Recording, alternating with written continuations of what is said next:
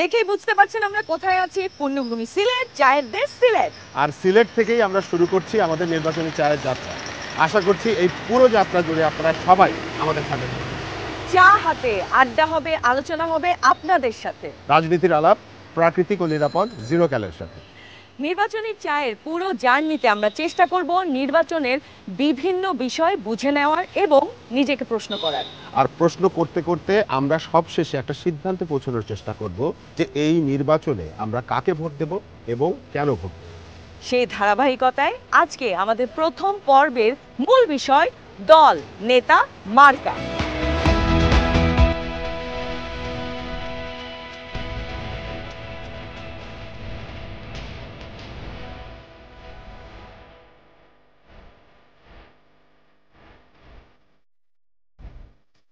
আমরা অনেককেই পেয়ে গেছি আড্ডা দেওয়ার জন্য, সো দেরি না করে তাড়াতাড়ি আড্ডাটা শুরু করে দিই। কেমন আছেন আপনারা? ভালো আছি আলহামদুলিল্লাহ। আচ্ছা, নির্বাচন এলেই আমরা সবসময় দেখা যায় দল, নেতা, মার্কা এইসব নিয়ে বেশি ভাবি। নিজেদের চাওয়া পাওয়া নিয়ে কি আসলে ভাবি আমরা? তো সর্বপ্রথম বলবো যে বাংলাদেশের বিগত 50 বছরের যে রাজনৈতিক সংস্কৃতির ইতিহাস বিশ্লেষণ করলে দেখা যায় যে এই দেশে অশিক্ষিত বা দুর্নীতিবাদ যেই সকল রাজনীতিবিদ রয়েছে তাদের সফলতার রেটটা অনেক বেশি, এবং এই সফলতার কারণে দেখা যায় সাধারণ জনতা যারা রয়েছে তারা আপনার খুব দ্রুত সফল হওয়ার জন্য এই ধরনের রাজনৈতিক বা এবং মার্কার পেছনে ছুটে। ব্যক্তিগত যে স্বার্থ সেই স্বার্থকে খুব দ্রুত সফল করার জন্যই মূলত দেখা যায় মার্কা এবং রাজনীতিবিদদের প্রতি আপনার বেশি আসক্ত এবং বেশি প্রেম হয়, এবং দেখা যায় আপনার নির্বাচন আসলে রাজনীতিবিদদেরও জনগণের প্রতি প্রেম বাড়ে এবং যখন আপনার নির্বাচন শেষ হয়ে যায় তখন প্রেমও কমে যায়। বাট এইভাবেই আসলে সংস্কৃতিটা বিগত 50 বছর ধরে চলে আসছে, যে আমরা বইপত্রে পড়েছি এবং আমরা বর্তমানে দেখছি। কেন হয় আপনার কি মনে হয়, মানে এই আমরা এরকম কেন? এটা মূলত আপনার যেখানে অর্থনৈতিক যে অসমতা রয়েছে এটা হচ্ছে মূল কারণ। আমরা যখন দেখি যে 2 জন মানুষ বা 5 জন মানুষ সে রাজনীতি করে খুব সহজেই বা রাজনৈতিক একটা দলের সঙ্গে থাকার কারণে খুব সহজেই সে এগিয়ে যাচ্ছে, সে পাওয়ার প্লে করতে পারতেছে। বছরকে বছর যখন এটা আমি দেখছি যে এই ধরনের কর্মকাণ্ড ঘটছে সমাজে, ঠিক তখন কিন্তু আমারও আত্মবিশ্বাসটাই অন্যায়, অপরাধ এবং দুর্নীতির প্রতি বেড়ে যাচ্ছে। মানে একটা দেশের উন্নয়নের জন্য দলটা মূল কথা না, একটা মার্কা মূল কথা না। আমি যদি বিশ্বাস করি যে আমি সত্যিকার অর্থে আমি লিডার বা আমি একজন নেতা, সেই ক্ষেত্রে আমার কোনো দল বা প্রতীকের দরকার নাই। আমি কাজ করব দেশ ও জাতির জন্য, এবং এই কাজ যদি আমি সত্যিকার অর্থে করতে পারি সবাই মিলে হাতে হাত রেখে কাঁধে কাঁধ রেখে, সেই ক্ষেত্রে খুব সহজেই আসলে আমরা দেশের উন্নয়নের দিকে এগিয়ে যেতে পারবো। সেই ক্ষেত্রে দল বা মার্কা বা কোনো রাজনৈতিক আদর্শের প্রয়োজন হয় না সত্যিকার অর্থে কোনো উন্নয়নের জন্য। জনগণের জন্য রাজনৈতিক দল নাকি রাজনৈতিক দলের জন্য জনগণ, কোনটা আসলে? ধন্যবাদ চ্যানেল 24-কে। রাজনীতি হওয়াটা দরকার জনগণের কল্যাণের জন্য, আর জনগণ রাজনীতিবিদ অথবা রাজনৈতিক দল প্রতিষ্ঠিত করার দরকার আমি মনে করি জনগণের জন্য। আমরা নির্বাচন এলে অনেকেই আমরা ওই দিক থেকে ওই আদর্শ থেকে সরে যাই, যে আদর্শ যে নীতি জনগণের কল্যাণ বয়ে আনবে, রাষ্ট্রের কল্যাণ বয়ে আনবে, জনগণের সাম্য, মানবিক মর্যাদা, সামাজিক ন্যায়, বিচার, স্বাধীনতার যে মূল মন্ত্র, সেই মূল মন্ত্র থেকে আমরা ভোটাররা সরে যাই। কেন সরে যাই? আমরা হয়তো আমাদের মন সম্পন্ন বা শিক্ষা সম্পন্ন প্রার্থী পাই না, যারে পাই সে হয়তো অন্য একটা দলে আছে, যে দলে আপনার বালর সংখ্যা কম, তারপরেও আমরা ওই দলটাকেই দিয়ে দেই। কিন্তু এটাও আমাদের ঠিক না। আমাদের জনগণের কল্যাণের জন্য আমি মনে করি যেটা দরকার সেটা হচ্ছে যে দলেই ভালো লোক আছে, শিক্ষিত লোক আছে, যারা রাষ্ট্রের জন্য, রাষ্ট্রের জনগণের জন্য ভালো কিছু করতে পারবে, আমরা তাকে দেখেই ভোট দেওয়াটা দরকার। এই ব্যাপারে মানে আমার ব্যক্তিগত মতামত হচ্ছে যে আপনার এই সংস্কৃতি পরিবর্তন করতে হলে সর্বপ্রথম আমাদের একটা গুড গভর্নেন্স দরকার। এই জুলাইয়ের পর থেকে পরবর্তীতে যে বিপ্লব হয়েছে, বিপ্লবের পরে এখন অনেক পরিবর্তন এসেছে, যুব সমাজের চিন্তাধারায়, চিন্তা চেতনা অনেক পরিবর্তন এসেছে। এই এলাকাটাতে আপনি যখন আপনার বন্ধু, আপনার পরিচিত, আপনার সমবয়সী, আপনার চেয়ে বয়স্ক বা ছোটদের সাথে কথা বলেন, তখন কি এটা আপনি টের পান যে পরিবর্তনটা এসেছে, যে পরিবর্তনের কথা আপনি? জি, অনেক পরিবর্তন এসেছে, কিন্তু রাজনীতিতে বাংলাদেশে একটি ভীতি রয়েছে। সেই ভীতিটা হচ্ছে সবাই আসলে ওপেনলি এখনও কথা বলার যে স্বাধীনতাটা, সেটা আসলে হয়তো অফিসিয়ালি আপনার প্রমাণিত হয়েছে যে আপনার স্বাধীনভাবে আপনি বক্তব্য দিতে পারেন বা কথা বলতে পারেন, কিন্তু আলটিমেটলি একদম মুক্ত স্বাধীনতা আসেনি। কেননা দেখা যায় এখানে প্রত্যেকটি পরিবার একটি পরিবারের সঙ্গে জড়িত। সেই ক্ষেত্রে দেখা যায় আমার যদি কোনো ভিন্ন ধরনের চিন্তা চেতনা থাকে রাজনীতির ব্যাপারে, আমি সেটা প্রকাশ করি না, কিন্তু নির্বাচনের সময় সেটি আমি ব্যক্তিগতভাবে সেটার প্রতিফলন ঘটাই কিন্তু আমি মার্কার মাধ্যমে। আপনি আপনি যদি ভোট দিতে গিয়ে দেখেন ব্যালট পেপারে, হ্যাঁ, আপনি যেই দল নেতা মার্কা পছন্দ করেন ওটা ওখানে নাই, তাহলে কি ভোট দিবেন নাকি না দিয়ে চলে আসবেন? আর আরেকটা ব্যাপার হচ্ছে, যদি দেখেন সেই দল নেতা মার্কা ব্যালট পেপারে আছে কিন্তু তারা অনেক দুর্নীতি করেছে এবং আপনার মনে হচ্ছে যে ভোট দিব কি দিব না, আপনি একটা দ্বিধাদ্বন্দ্বের মধ্যে আছেন, ওই সময় কি করবেন? সময় আমি ভোট না দিয়ে চলে আসবো, কারণ যেহেতু আমার ভোটের জন্য দেশ ক্ষতিগ্রস্ত হবে, তাহলে আমার ভোট না দেওয়াই বলো, তাহলে আমি পাপে অংশগ্রহণ করলাম না। আসলে যে বিষয়গুলো নিয়ে কথা বলছেন, যে প্রতিটা সরকারি যে জবাবদিহি, যে প্রজাতন্ত্রে যারা চাকর ওনারা কিন্তু জবাবদিহির মধ্যে নাই, দুর্নীতি কিন্তু ওই জায়গায় বেশি হচ্ছে। রাজনীতিবিদরা 5 বছরের সুযোগ পাচ্ছে, এরপরে কিন্তু ওনারা জনগণের কাট করে আসতে হচ্ছে ভোটের জন্য, কিন্তু অ্যাকচুয়ালি রাষ্ট্রকে যারা আমলাতান্ত্রিকভাবে লুটপাট করতে, এদের কিচ্ছু হচ্ছে না। আগে মানুষ রাজনীতি করলে গরিব হয়েছে, ধনী, কিন্তু এখন চিন্তা করেন সমাজের এই যে বেহাল অবস্থার জন্য রাজনীতি করলে একটা ভালো অবস্থায় চলে যাচ্ছে, কিন্তু তার নীতি নৈতিকতা চলে গেছে, ওখানে কম্পিটিশন। এই জন্য আমরা আশাবাদী যে দেশের জন্য আল্লাহ তাআলা একটা ভালো ফয়সালা করুক, কারণ আমাদের তো শিক্ষা হচ্ছে না। 1/11-এর পরে আমরা আশা করছিলাম দেশে একটা ভালো কিছু হবে, এই যে 24শে স্বাধীনতার পরে চিন্তা করলাম যে একটা ভালো কিছু হবে, কই ভালো তো কিছু দেখতেছি না, কারণ কম্পিটিশন চলতেছে, কে কার আগে বড় লোক। একদম সত্যি কথা। করোনার সময় মানুষ দুর্নীতি করছে, এর চেয়ে ভয়ঙ্কর সময় হইতে পারে। তো এটা থেকে উত্তোলনের রাস্তা আশাবাদী আমরা, কারণ আল্লাহ যেহেতু সব খারাপের পরে ভালো কিছু রাখে, তা আমরা আশাবাদী এইবার হয়তো ভালো কিছু হবে। আমরা ভুল লোকে ভোট দেবো না, এই জায়গাটাতে আমাদের একটা সুন্দর সিদ্ধান্ত। আমরা যখন দেখি যে আমার পছন্দের রাজনৈতিক দল বা নেতা ভালো কাজ করছে না বা ভুল করছে, তখন কেন আমরা তাকে সমর্থন করা বন্ধ করতে পারি না বা তার সমালোচনা করতে পারি না? আপনার ভালো কাজে যেমন একটা কথা রয়েছে যে 10-এর লাঠি 1-এর বোঝা, ঠিক একইভাবে অপরাধ জগতেও একটি কথা আছে যে 10-এর লাঠি 1-এর বোঝা। কারণ অপরাধীরা কিন্তু অনেক সংঘবদ্ধ এবং মানে সক্রিয়ভাবে কাজ করে, তারা ঐক্যবদ্ধ থাকে সবসময়। সেই ক্ষেত্রে দেখা যায় বাংলাদেশের যে রাজনৈতিক অবস্থা, সেখানে আপনার সফলতাটা রাজনৈতিক চর্চার সঙ্গে বা নেতাকে অনুসরণ করার মাধ্যমে খুব সহজ হয়। অর্থাৎ দেখা যায় যে শিক্ষিত বেকার কিন্তু বের হচ্ছে প্রত্যেক বছর বাংলাদেশের বিভিন্ন ইউনিভার্সিটি থেকে, তারা চাকরি পাচ্ছে না, 10,000 12,000 টাকা বেতনে চাকরি করে। কিন্তু দেখা যায় নেতাকে অনুসরণ করলে, রাজনীতি করলে খুব সহজেই একদম আপনার খুব দ্রুত বড়লোক হওয়া যাচ্ছে বা পয়সার মালিক হওয়া যাচ্ছে, ক্ষমতার চর্চা করা যাচ্ছে। এই যে সহযোগীকরণ, রাজনৈতিক অপরাধ বা রাজনৈতিক কর্মকাণ্ডকে সহযোগীকরণ উন্নয়নের জন্য এই যে চর্চা বা এই যে সংস্কৃতি, এটার কারণে মূলত দেখা যায় আপনার যদি কোনো নেতা অন্যায় করে, অপরাধ করে, তারপরও যারা দলঅন্ধ বা দলভক্ত রয়েছে বা নেতাভক্ত রয়েছে, তারা কিন্তু সেই পথে আগায়, কেননা সেখানে আপনি অপরাধ করলে নেতা গিয়ে সেফটি দেয় বাংলাদেশে। কিন্তু সাধারণ একজন জনগণ চিন্তা করে যে সে যদি আপনার কোনো কারণে একটা মামলার মধ্যে পড়ে যায়, তাকে কিন্তু নেতা গিয়ে ছুটি আনবে না। হ্যাঁ, কিন্তু এইটা তো যারা রাজনীতি করে, রাজনীতিতে যাদের স্বার্থ আছে, যারা রাজনীতি থেকে স্বার্থ হাসিল করতে চায় তারা। কিন্তু আমরা যারা সাধারণ মানুষ, আমরা কোনো রাজনৈতিক দল করি না, শুধু আমার পছন্দের একটা দল বা নেতাকে পছন্দ করি। দল নেতা মার্কাকে খারাপ বলতে পারি না ভুল করলে বা ইয়ে হলে। ভোট আসলে কিন্তু একটা টেন্ডেন্সি কাজ করে যে আমার ভোটটা নষ্ট হবে, ওই ক্ষমতা গঠন করবে, এইভাবে কিন্তু সাধারণ মানুষগুলো ওই দিকেই ঝুঁকে।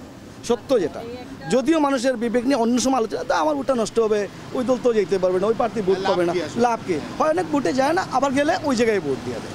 আচ্ছা, জনগণ থেকে তো নেতা হয়, হ্যাঁ, কিন্তু নেতা হওয়ার পরে হঠাৎ করে দেখা যায় জনবিরোধী হয়ে গেছে, এটা কেন হয় বলে মনে হয়? তারা যেভাবে কথাবার্তা হইয়া যায় এগুলো কিন্তু থাকে না। ইলেকশন শেষ, তাদের কথাও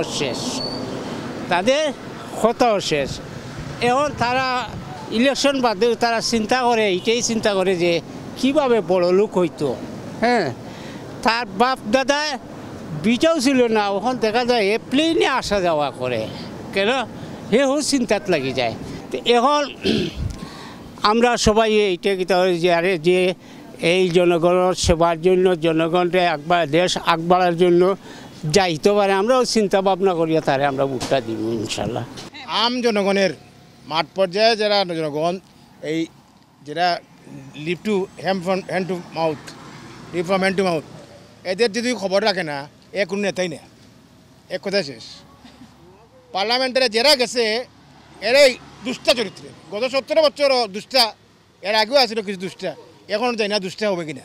একজন সত্যিকারের নেতা কেমন হওয়া উচিত দেশ এবং জনগণের স্বার্থে?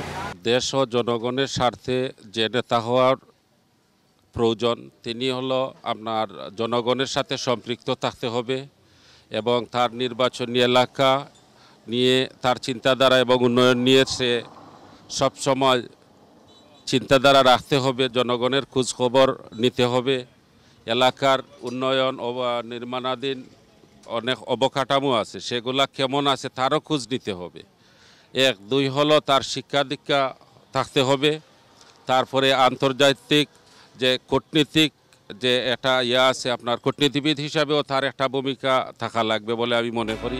সুক্রালোজ থেকে তৈরি স্কোয়ারের জিরো ক্যাল চিনিবাদ মিষ্টি স্বাদ।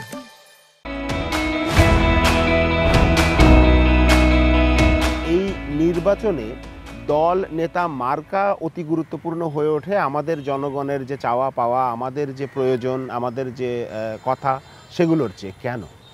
আমরা তো আসলে দল নেতা মার্কা এগুলো পরিবার থেকে আসলে এই জিনিসগুলো শুরু হয়, আমরা যেটাকে বলি সামাজিকীকরণ। দিন শেষে যেটা হয় আমাদের অধিকাংশ সময় মনে হয় যে মানে মানুষের চেয়ে দলটাই বড় হয়ে যায়।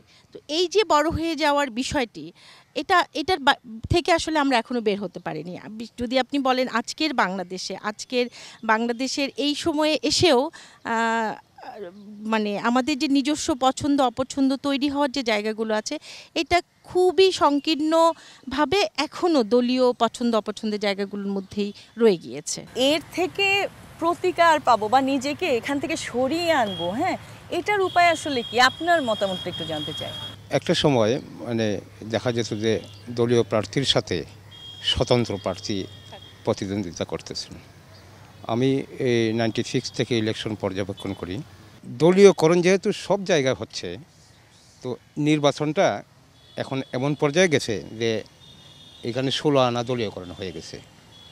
এই ইলেকশনে আপনার এই এলাকার যে সমস্যার কথা বললেন, যে বিভিন্ন ইস্যু ভিত্তিক উন্নয়ন প্রতিশ্রুতি, এগুলোর চেয়ে আমি দেখছি যে আঞ্চলিক দাবি দাওয়াগুলা মুখ্য হয়ে উঠেছে। এই হিসেবে সম্ভবত মানে এই প্রার্থীদের ক্ষেত্রে যদি তাদের প্রার্থীদের ভালো, তাদের ব্যক্তিগত ইমেজ এগুলো ফোকাস করে, তাহলে দলীয়করণ এবং ব্যক্তি ইমেজ বা দলবিহীন অবস্থার একটা ভারসাম্য চলে আসবে। একদম ব্যক্তি পর্যায়ে আমাদের যে যে যে জাগরণটা নিজের ভিতরে দরকার, সেইটা কিভাবে সম্ভব? আমি প্রথমেই বলি যে এটার জন্য আমাদের সবচেয়ে বড় দরকার হইল একটা চ্যানেল মেনটেন করে কিন্তু কাজগুলো হচ্ছে। এই চ্যানেলটা যদি যতদিন করে মেনটেন মানে কাট হচ্ছে না, হ্যাঁ, এতদিন আসলে এই ইমেজটা বা এই যে পদ্ধতিটা এটা আসলে ভাঙবে না।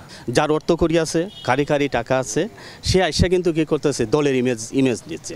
আবার তার সাথে সাপোর্ট দিচ্ছে কারা? ওই অর্থর সাথে সংশ্লিষ্ট কিছু চ্যানেল তৈরি করা হয়, তারা সাপোর্ট দিচ্ছে এবং নির্বাচনী বৈতরণী পাওয়ার জন্য তারা কিন্তু এইভাবে চেষ্টা করছে। কাঠামোগত আসলে আমাদের পলিটিক্যাল যে কালচারটাই তৈরি হয়ে গেছে, এটা স্বাধীনতার বিশেষ করে 90 শতকের পরবর্তীতে এখানে দেখতেছে মাসুল, তারপরে হচ্ছে ওই যে দলীয় আনুগত্য, দলের প্রধানের প্রতি আনুগত্য, হ্যাঁ, মানে কি থেকে এই জিনিসটা এত পরিমাণ কাজ করতেছে, আমরা বাড়ি হয়ে আসতে পারতেছি না। আর আমার আরেকটা জিনিস মনে হয়, আমাদের রাজনৈতিক সংস্কৃতিটার মধ্যে যে জিনিসটা এখন সবচেয়ে মানে ভয়ঙ্কর রূপ ধারণ করছে, সেটা হচ্ছে টাকার যে খেলা। ওই যে বললো যে টাকা, এবং রাজনৈতিক দলগুলোও তো তাই, যার টাকা আছে, এবং দলগুলো তো আমরা বিগত সময়গুলোতেও দেখেছি যে আমাদের সংসদেই কিন্তু একটা বড় অংশ কতজন আসলে রাজনীতিবিদ ছিল, একটা বড় অংশই ছিল আসলে ব্যবসায়ীরা, এবং যারা যত বেশি ডোনেশন দিতে পারে রাজনৈতিক দলগুলোকে, তারাই কিন্তু আসলে নমিনেশন পেয়েছে। তাহলে সেখানে আসলে স্থানীয় মানুষের ভয়েস কোথায়?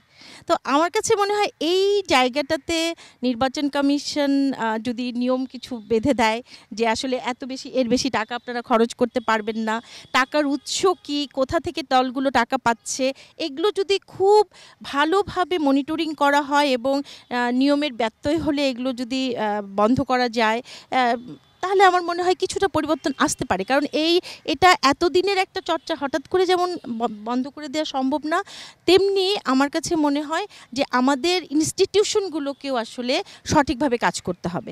এখনকার যে নেতা বা যে দল, হ্যাঁ, তারা নিজেদের মধ্যেই সব কিছু ভাগ বাটোয়ারা করে নেয়, হ্যাঁ, জনগণের কথা তারা আসলে ভাবছে না। এইভাবে যদি চলতে থাকে তাহলে আমরা যারা সাধারণ জনগণ, তাদের ভবিষ্যৎটা আসলে কেমন? আপনার কাছ থেকে একটু শুনতে চাই।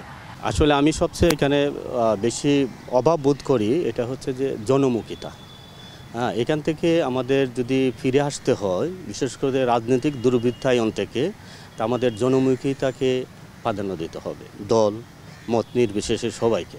আপা যেহেতু অনেক দিন ধরে শিক্ষকতা করছেন, তো আপনার পার্সপেক্টিভ থেকে, হ্যাঁ, আপনার যে স্টুডেন্টস আছে এখন তো চারিদিকে আসলে জেনজি, আমরা সব দিকেই দেখছি, তাদের কথাবার্তা শুনছি, সব কিছু, তাদের আসলে চিন্তা ভাবনাটা, এই যে দল নেতা মার্কা বা সামনের নির্বাচন নিয়ে তাদের চিন্তা ভাবনাটা কি আপনি টের পান?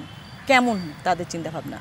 আমার কাছে সবসময় মনে হয় তারুণ্য মানেই তো আসলে একরকম ভেঙে ফেলবো, কোনো কিছু মানছি না, আমারটা এখনই হতে হবে, এই যে একটা বিষয় আছে, এটা যেমন একদিক দিয়ে সুন্দর, আবার অনেক সময় এই তাড়াহুড়োটাই তাদেরকে কখনো কখনো হয়তো একটা ভুল সিদ্ধান্তের দিকে নিয়ে যাচ্ছে বা নিয়ে যেতে পারে, সেই জায়গাটাও আমার কাছে মনে হয় যে আছে। তবে ছাত্রছাত্রীদের সাথে ক্লাসে যখন কথা হয় বা ইলেকশন সামনে আসছে, তারা সবাই খুবই এক্সাইটেড, অনেকেই এবার নতুন ভোট দিবে। তবে আমার মনে হয় যে তরুণদের ভোট একটি বড় বিষয় হবে এবারের ইলেকশনে। তরুণদের প্রতি এই বিষয় থাকবে অবশ্যই, ভোট বা নেতা নির্বাচন আমার নিজের যেমন অধিকার, আমাদের নিজেদের একটা বৈষম্যমূলক সমাজের জন্যই আসলে আমাদের ভালো নেতা নির্বাচন করতে হবে। ভীষণ ভালো লাগলো আপনাদের সাথে কথা বলে, এবং খুব সুন্দর সুন্দর এবং খুব প্রয়োজনীয়, খুব জরুরি কিছু বিষয় উঠে আসলো। আপনাদের সবাইকে অনেক অনেক ধন্যবাদ। প্রিয় দর্শক, আমরা আজকের পর্ব দল নেতা মার্কা এখানে শেষ করছি, এবং অনেক আলোচনা পর্যালোচনার পরে আমরা এটা বুঝতে পারলাম যে দল নেতা মার্কার মোহে আমরা পড়ব না। এবারের নির্বাচনে আমরা চেষ্টা করব আমাদের ভালো এবং মন্দটা বুঝে নিতে, তার ওপরে ভোটাধিকারটা প্রয়োগ করতে। আজকের মতো বিদায় নিচ্ছি প্রাকৃতিক ও নিরাপদ জিরো ক্যাল নিবেদিত নির্বাচনী চা থেকে। দেখা হবে আগামী পর্বে।